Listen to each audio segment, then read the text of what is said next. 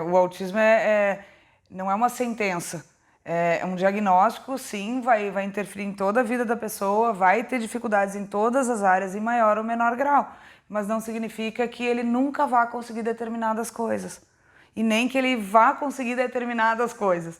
Às vezes se espera que crianças com altas habilidades vão ser super gênios, não necessariamente. Crianças, às vezes, com diagnóstico de autismo grave nunca vão conseguir fazer nada sozinhas. Não, não é assim.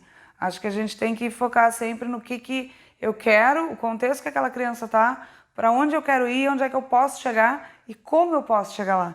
E é sempre muito importante que as famílias tenham a clareza, a informação e o apoio de bons profissionais nesta caminhada, nessa longa caminhada. Nádia Fávero é psicopedagoga, com formação em neurociência cognitiva, é especialista em psicopedagogia clínica e institucional e em análise aplicada do comportamento e intervenção comportamental para o desenvolvimento atípico. E ela vai nos falar sobre abordagens terapêuticas e outras questões relacionadas ao transtorno do espectro autista. Hoje eu estou aqui no HD 360, onde a gente criou um modelo novo de atendimento, novo aqui em Porto Alegre, tá? É um modelo validado, baseado em evidência, não é nada inventado. A gente busca sempre a funcionalidade daquela criança. Então a gente trabalha de maneira integrada aqui entre todos os terapeutas e não de forma isolada como a gente tem hoje. Às vezes não adianta eu treinar muito a fala só porque eu preciso ter linguagem, eu preciso ter comunicação.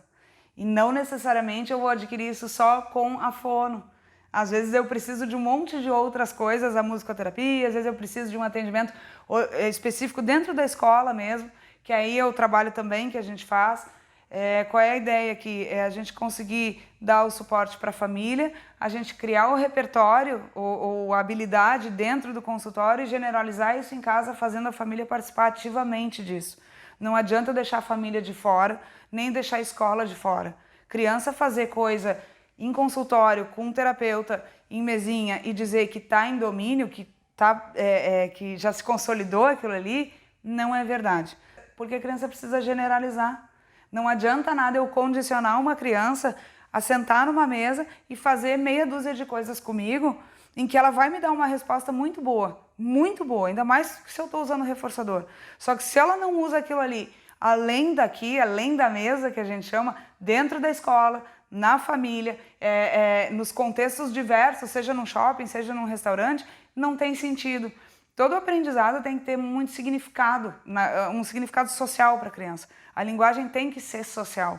Então é por isso que a gente faz a análise de contingências, digamos assim, ou do contexto em que ele está inserido. Porque eu não posso desconsiderar tudo que aquela família, todo o universo daquela família. Então não adianta eu dizer que tem que ser assim, assim, assim. Só serve se for com esse método, dessa forma, com tantas horas.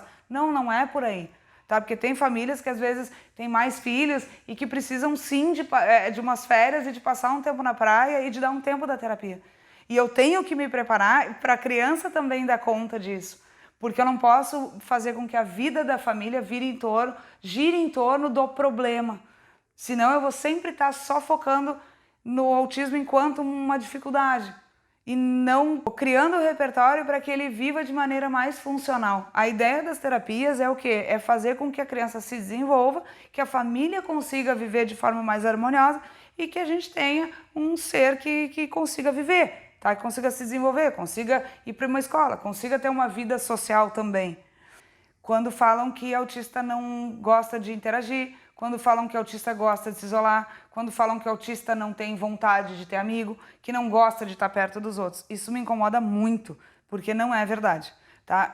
Qualquer criança dentro do espectro tem vontade, sim, de estar perto de outras crianças. Eles não têm ferramentas para isso, mas eles têm vontade, sim.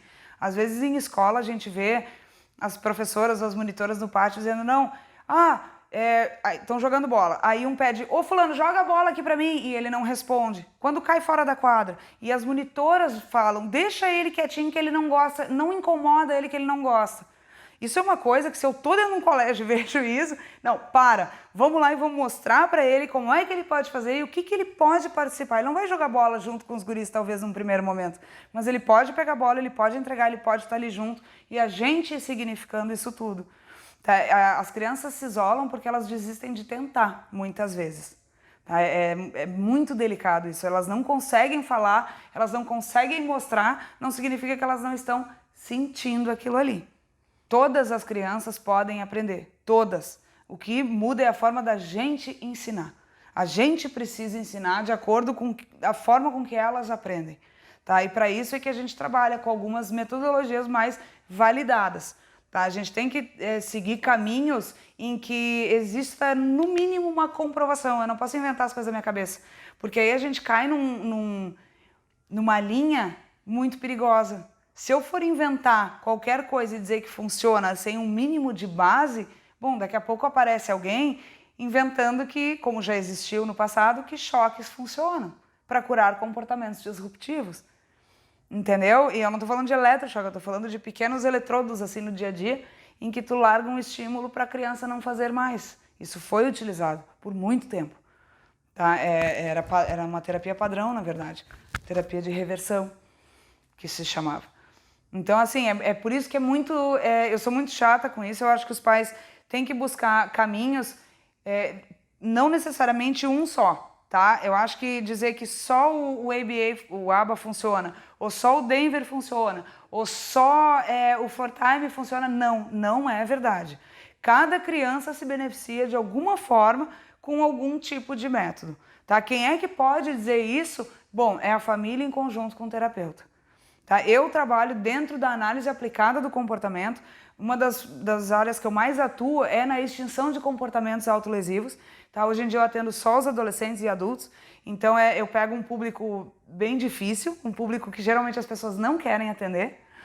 E sim, eu trabalho com behaviorismo, mas é o behaviorismo clássico que a gente chama, tá? Behaviorismo radical, na verdade.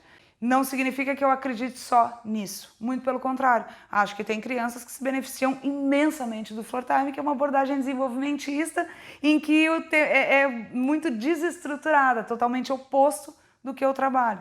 Tá? Eu acho que é muita arrogância de uma pessoa dizer que só o que eu faço funciona.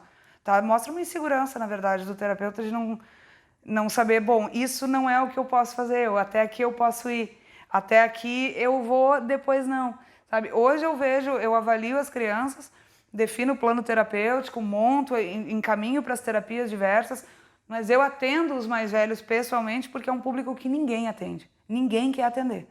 Tá? Essas famílias ficam nesse limbo horrível, tá? Até porque muitos não tiveram atendimento precoce, então são comportamentos já cristalizados, são coisas socialmente inadequadas, tem uma série de coisas muito pesadas envolvidas. Então é um público que eu atendo pessoalmente. Nos outros eu faço mais a supervisão. E eu canso de indicar, às vezes, para as crianças, outros tipos de abordagem que não o ABA, que se fala, até porque a forma com que hoje é apresentado aqui não é muito o que eu acredito. Se eu tenho uma família que tem um único filho e tem um problema comportamental seríssimo assim com aquela criança, bom, então vamos para uma abordagem behaviorista, que é isso que vai funcionar. Se eu tenho uma criança ali que está apresentando uma série de alterações sensoriais, um monte de outras coisas, não adianta eu tentar fazer só isso. Eu preciso do material, eu preciso ter uma integração sensorial. E eu preciso ter alguém certificado nisso.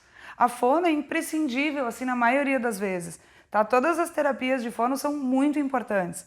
A comunicação alternativa, tem um mito da comunicação alternativa que falam que criança que usa não fala. É mentira, tá? Os terapeutas, quando sabem o que estão fazendo, entram com comunicação alternativa num momento em que não há mais oportunidade ou a gente não está mais conseguindo avançar numa outra esfera. Então a gente usa aquilo ali para proporcionar para a criança ferramentas para o dia a dia dela. No que eu acredito? Eu acredito que a gente tem que buscar sempre um caminho para o desenvolvimento daquela criança de acordo com o contexto que ela está inserida.